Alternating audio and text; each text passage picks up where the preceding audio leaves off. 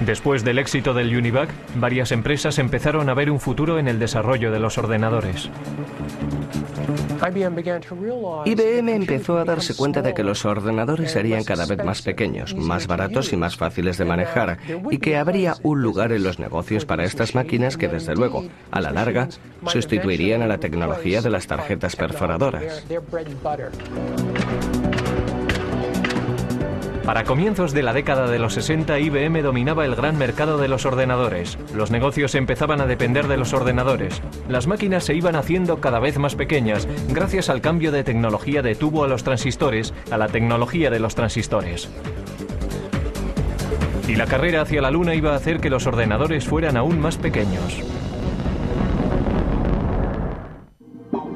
En 1961, Norteamérica iba a la zaga de Rusia en la carrera por el espacio. En el incesante intento de ganar a los rusos, el objetivo de la NASA era que el hombre llegara a la Luna. No iba a resultar fácil. Cuando comencé a trabajar en la NASA en 1962, el primer día me dieron una regla de cálculo de 20 inch. Nuestros cálculos se hacían principalmente en calculadora de bolsillo. Teníamos un número de personas a las que asignábamos nuestras hojas de datos, y su trabajo consistía en trabajar con sus pequeños cálculos. Pero los astronautas no podían confiar en reglas o calculadoras de bolsillo en el espacio. La misión requería un ordenador guía sofisticado. A principios de la década de los 60, sin embargo, una máquina tan potente como la que necesitaban ocupaba toda una habitación. La NASA intentó reducir el tamaño del problema. Afortunadamente, el primer gran avance en el camino a la miniaturización ya había tenido lugar. En 1947, 3 científicos en los laboratorios Bell inventaron el transistor. Un transistor ejecutaba la misma función de encendido y apagado que los tubos de vacío, pero era mucho más pequeño y más fiable. Los transistores se hacían con silicio y cable diminuto. El silicio es un semiconductor. Si se aplica un voltaje pequeño, se comportará como conductor, permitiendo que pase una corriente entre los cables. Si no hay voltaje, actuará más como un aislante bloqueando la corriente. Esta característica del silicio es lo que permitió a los transistores hablar el lenguaje binario de los ordenadores. Y harían del silicio la base para la industria de estos. El siguiente paso en la miniaturización tuvo lugar en 1959, cuando Robert Noyce y Jack Kilby, ingenieros para fabricantes rivales de transistores, llegaron a los mismos avances de forma independiente y que conducían a la misma idea revolucionaria. Toda una red de componentes electrónicos, transistores y todo incorporado en un solo chip de silicio.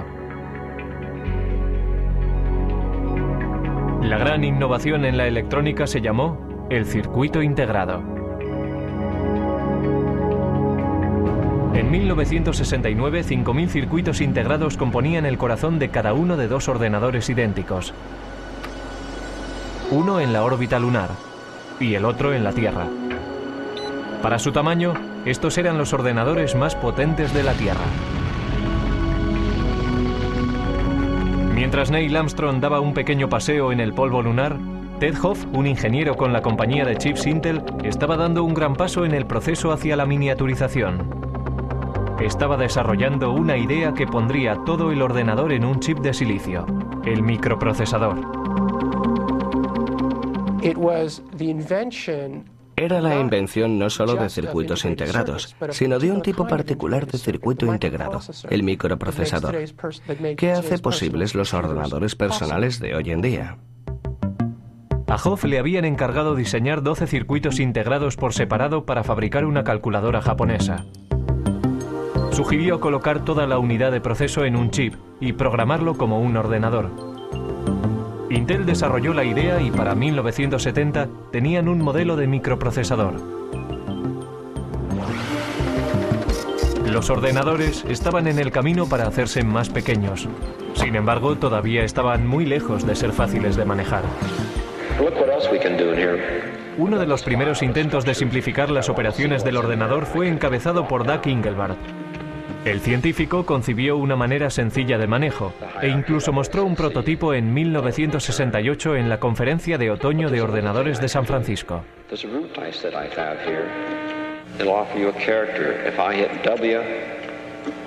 it'll say delete word. The arrow moves back and forth to give me feedback. My tracking spot changes. Soldando un teclado y un aparato para señalar que llamó ratón, Engelbart trabajaba con un ordenador a 30 millas de distancia, unido por microondas, y demostró que se podía procesar palabras en un hipertexto. Muchos en aquella audiencia se fueron a casa realmente inspirados. Pero solo un grupo iba a completar la visión de Engelbart. Ese grupo estaba a muy poca distancia, en Xerox PARC. Xerox creyó que el futuro podía estar en los ordenadores y comenzó a construir una máquina de fácil manejo.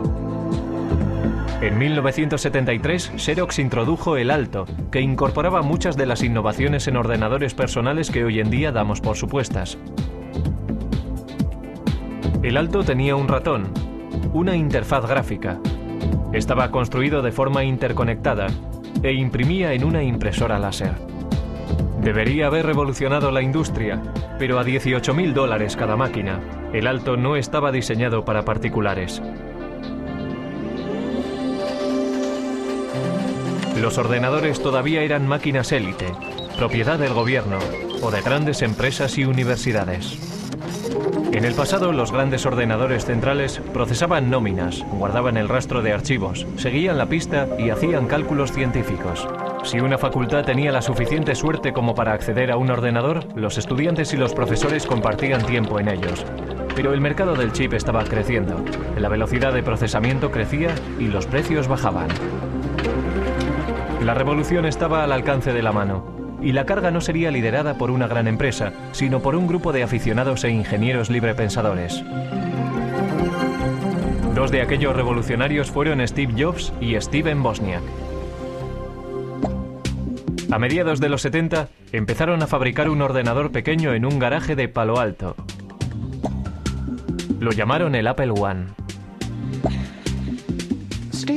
Steve Jobs era un estudiante de universidad que había abandonado los estudios, pero era diferente. Era muy inteligente, muy avispado. También era extremadamente ambicioso. Pero quizás más importante que eso, conocía a otro Steve Wozniak, que era un brillante ingeniero de hardware. Al ir abaratándose los chips, algunos nada caros, empezaron a aparecer kits de ordenadores de automontaje. Uno de estos primeros kits apareció en la cubierta de Popular Electronics en 1975. Se llamaba el Altair. El Altair se planteó como el primer kit de mini ordenador para rivalizar con modelos comerciales. Muchas personas se interesaron en él a $400 cada kit.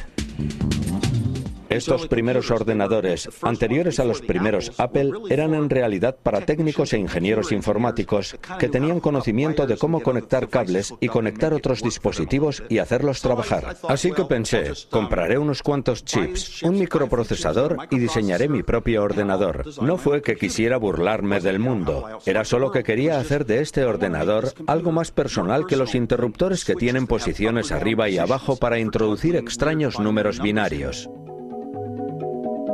Steve Jobs vendió su Volkswagen y Steven Wozniak vendió su calculadora HP para financiar su empresa.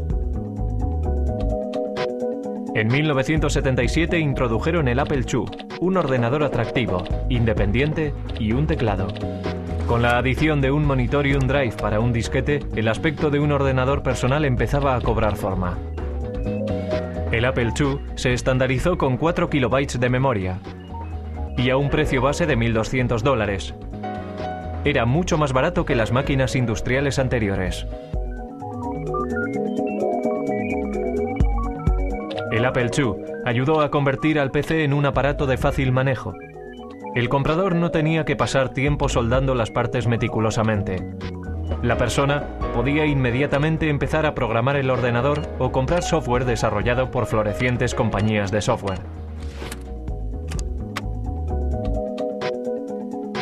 Con la esperanza de quitarle una parte de la cuota de mercado, en 1981 IBM introdujo su versión de un aparato ordenador personal, conocido simplemente por PC. Las ventas continuaron creciendo a principios de los 80. Pero antes de que el ordenador personal inundara todo el planeta, la máquina todavía había de simplificarse para el usuario, algo que cualquiera pudiera manejar.